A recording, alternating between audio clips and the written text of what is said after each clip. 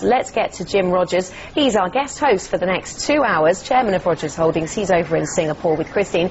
Jim, very good to see you. Thanks for coming to join us. So, would you be a buyer of BP right now? No, Anna, not me. Not with my money. I'd rather wait to see how this thing resolves itself. Getting rid of the CEO is a symbolic measure and nothing else. It looks as though they're going to have to spend billions of dollars. In my experience, whenever there's a disaster at a company, there's usually plenty of time to watch and wait, and that's what I'm going to do, watch and wait. Maithri Sitharaman has been staking out the headquarters of BP in London all morning, and she joins us again. Maithri, so you and Maria have been busy down there in front of the headquarters. What have you been learning? Well, Maria Bartiromo had an interview with Karl-Henrik Swanberg, who's the chairman of BP, and he basically was talking about the fact that there can be no cap to the liabilities that BP faces. Though when it came to Robert Dudley, he did say that despite all the problems that Dudley had with when he was in Russia, they cleared it with the Kremlin. They actually spoke to the Kremlin and the White House, cleared it with both parties before that appointment went through. So when Maria asked him about Dudley's appointment, this is what he had to say. Take a listen. Well, Bob Dudley is he's born in New York, in fact, but he's raised in Mississippi, and he's an oil man. He spent 20 years with Amoco in many different positions. He came to us in 1999. He spent 3 years here. Then he led TNK-BP, which is a large integrated company in Russia, which he did very successfully under very tough circumstances. Then he's come back and worked with us here again since 2 years, and he is now led the response in the Gulf of Mexico lately and done that well. Well, Swanberg also was talking about what went wrong with Tony Hayward and his appointment as CEO. Remember, he came in, he was there to clean up the act of BP. He came in to change the culture of the company, the strategy. A number of analysts said he did precisely that. But again, a lot of it, analysts say, comes down to politics. Was he the right face? All the gaps that were made in terms of PR when the Gulf of Mexico oil spill happened, that really took its toll. So, Maria did ask him about Tony Hayward and what went wrong.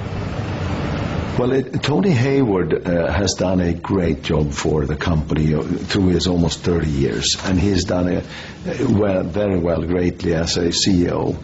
He's driven the company's performance and developed the company in many, many ways. He's also led an unprecedented response in the Gulf of Mexico. But it became obvious to him and to us that in order to rebuild our position, in order to rebuild our brand and reputation, we needed fresh leadership, and that is why we're doing the change. I did want to come back to the point that only $32.2 billion were provisioned for the Gulf of Mexico. This, of course, includes that $2.9 that's already been spent, the $20 billion escrow account. What some analysts have been saying is the fact that this is a company that obviously cannot say that it was grossly negligent, and that would have taken that number much, much higher. Again, remember those fines that can be imposed on BP over the next couple of years can range anywhere between $1,100 to $4,600 per barrel of oil leaked into the Gulf of Mexico. That's going to stay as a liability for this company. They've said it in their notes. Swanberg said it in his interview that this is a problem that's going to be there for the company. And it's interesting to hear statements such as the fact that the Gulf of Mexico oil spill has had quite an impact on the brand of BP, and that the company's actually said in those accounts that they set out today, the results that they set out today, that it's going to impact their long-term growth prospects as well. So again, this is a story that's not really going to go away anywhere, and we'll have to wait and see if this new CEO can even try to turn things around. Maithri, thank you very much for that. And one further note on BP's attempts to plug the oil leak. The next stage is termed static kill. It looks likely to start as early as Monday. This part of the operation will pump mud from the top of the Macondo well and will be followed by bottom kill, when mud and cement will be injected from the bottom using the relief well, which of course has yet to meet that Macondo well. Joining us now, well, still with us in fact, Jim Rogers over in Singapore. Jim, so we were hearing from Maithri then some of the comments that have been made to us by the chairman of BP, Karl-Henrik Swanberg, today. One of the things he's also told us is that it is impossible to quantify the cost of the spill. So still months later it is impossible to say. And I imagine this is going to be an uncertainty that will hang over the business for years to come. Well, that's why I said I'm not rushing in to buy BP. I'm not short BP. I'm not doing anything. I'm watching because I know from previous experience that these things take a long time, and there's usually plenty of time to do something later on. I will say, Anna, that this is going to put more pressure on the price of oil because this means less drilling, more expensive drilling. Less drilling, more expensive drilling means less oil. Less oil means higher prices down the road. Jim, if you were BP, what would you do to make things right? Well, do exactly what they're doing. They're blocking up the hole. They're having a sacrificial lamb. Leadership. No, they have to. I mean, I don't think it's going to do them any good. You know, Tony Hayward happened to be at the wrong place at the wrong time. They needed a sacrificial lamb. They have sent a sacrificial lamb to Siberia.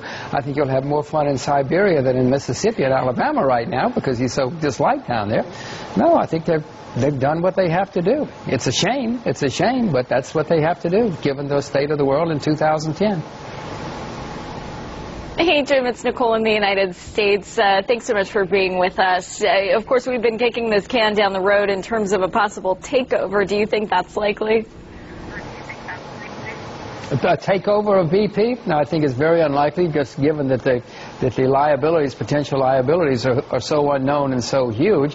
Perhaps somebody like, to pick up a name, well, one of the major oil-producing nations, but I can't imagine they would do it because there would then be opposition in the U.S. and the U.K.